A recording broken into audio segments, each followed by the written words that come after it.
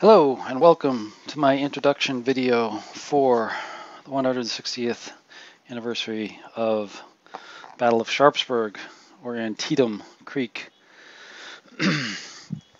I am going to be filming a playthrough of the Glory series to show you how the Battle of Sharpsburg played out.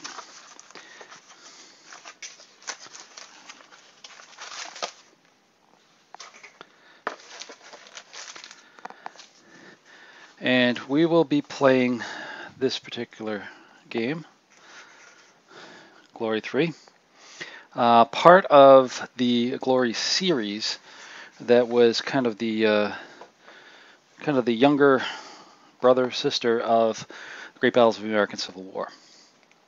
In this series, there were a number of battles that laid out at the brigade level the different battles of the Civil War. There were three versions. Glory 1, which was the Manasses and Chickamauga. The second one was Fredericksburg and the Chancellorsville campaign. And then the third one here is Antietam and Cedar Creek. And all these were produced by GMT Games, created by Richard Berg, the late Richard Berg, in conjunction with building out the Civil War series, kind of a lighter version of the American Civil War, or I should say not lighter, but a higher level, brigade level instead of regimental level. This series also spawned, if you're not aware of, this also spawned the Joie de Gloire series, which is a number of Napoleonic modules that were done by Frederick Bay through various publishers over in France. Very similar systems, some tweaks here and there for the different things like cavalry and a few other things, but essentially the same mechanics as what we see here. Very good system at the brigade level to show these large battles. And that's what we're going to show here today. With the 160th anniversary, I thought that this would make a good way to see the whole battle. I know there's other equally as interesting games at the regimental level. Gleam of Bayonets comes to mind, but that was a little bit too big, a little bit too much for what I wanted to do here. So this still is going to be pretty big. This is not a small endeavor, and what you're looking at right now is the northern half of the battlefield, looking at roughly Sharpsburg here to the north, the cornfield up here, major attack, beginning of the major attack on Lee's army. And then you have the upper bridge, middle bridge, and then lower bridge is off camera. I'll show you that here in a minute. And then there's a second half of the map that's off my larger map over here as well.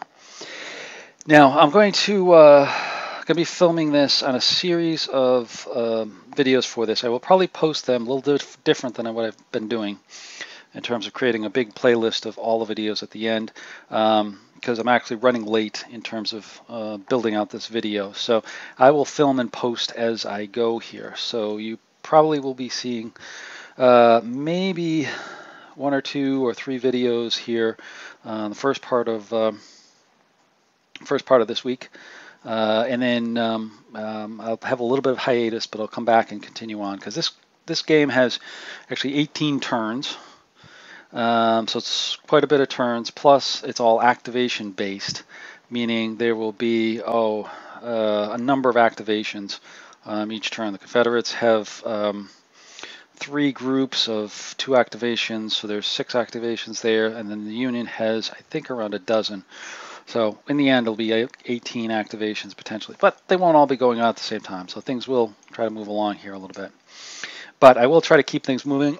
I will, as I've done before, try to do some stuff off camera, administration stuff, and focus on the battles themselves, or the fighting themselves, to kind of give you a flavor of what's going on. So for instance, one of the other things that I'm going to be doing here with you folks is now providing a little bit of a zoom in capability. Now, what I just showed you before was the zoom out of the upper map all the way around here, but now I have a zoomed in approach where I can look at a very small segment of the battle itself. And I can also adjust this here a little bit and show you just a little bit more of the battle itself. So here you can see I can actually zoom in. I've actually repositioned the camera a little bit there, and I can actually zoom into much greater detail and adjust to see the fighting a little bit more. So I do have a little bit more capabilities now with my camera mechanisms to show you a little bit more detail, because some of the things that I saw with prior videos was with my large full map camera, it wasn't necessarily zooming in to where I'd want to see it. But now I do have the capability of adding this in by switching over to this. And this is where you'll see most of the fighting.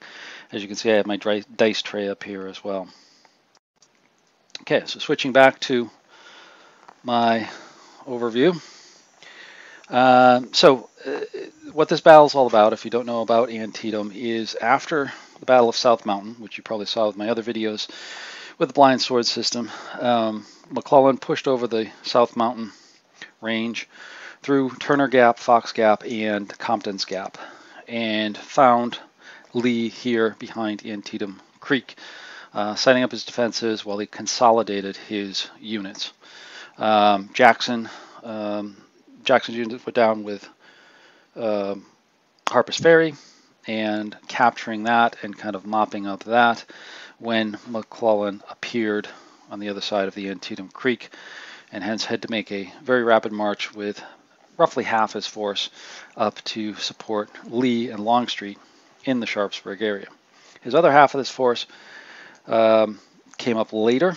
It would take a little bit of time for him to come up, as well as one division of Longstreet that was supporting, blocking the gaps for Jackson to be able to take Harper's Ferry.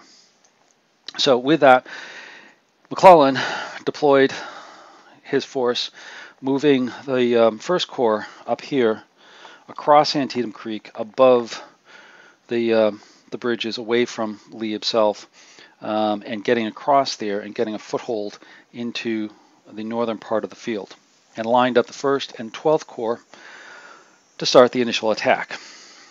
He also kept in reserve the 2nd Corps, Cavalry, 5th Corps, and the 9th Corps on the east side of Antietam Creek for subsequent follow-up attacks. He figured he could just get away with attacking with 2 corps.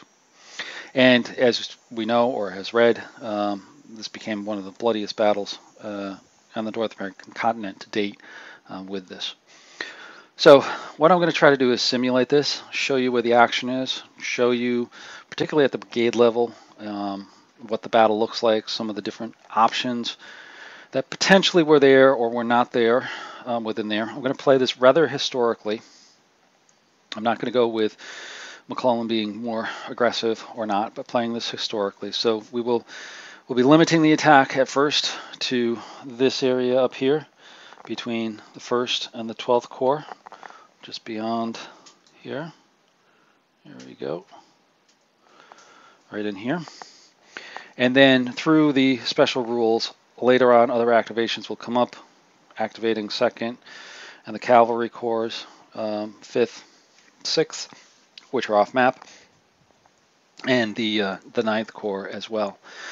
We will have, on the opposite side of the field, we will have reinforcements coming in, units that were down towards Harper's Ferry coming in, including the famous A.P. Hill arriving at the nick of time to save the lower end of the field. So that's a little bit of the overview of what we have. Let me just adjust so you can see the bottom half of the map, and we will then we'll get to the actual battle from there. Okay, so here is, if I adjust my camera a little bit, the bottom half of the battlefield. We have Sharpsburg now at the top, and then we have the lower bridge, or Rohrenbach's bridge, or Burnside's bridge, after the battle was called, right here. We have the Antietam Creek. We have the fords down here, Snavely's and Myers. Down here we have the Potomac here and kind of snaking up here as well. Here's where reinforcements for the Confederates will be crossing to come up over here. Also note, I have marked the victory hexes here, here, here, with little chits that I had created on my own just to give me a reminder of who is in control of those hexes as we go through this. So as I said, this is going to take a little bit of time. There's 18 turns to it, representing from 5:45 in the morning when the attack kicked off in the north, right to 18:30, 6:30 in the evening when the attack petered out for that first day.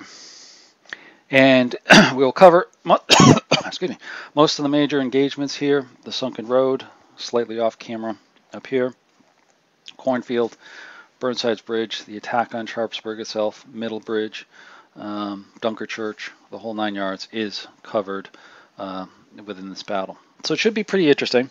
As I said, I'm going to be using the Glory system, which is an activation-based system.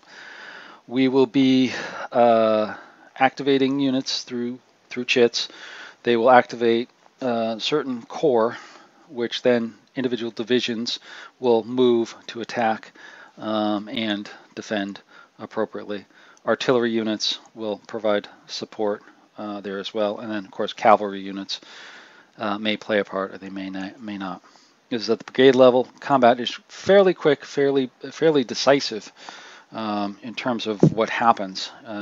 Usually something will happen to either the attacker or the defender, within the battle itself. So, with that being said, hopefully you'll enjoy this playthrough. Hopefully a sit-through for all of them. Understand if you don't; it's going to be a long battle, but hopefully it'll be interesting, like my other videos have. So, thanks for watching the introduction, and stay tuned for the first.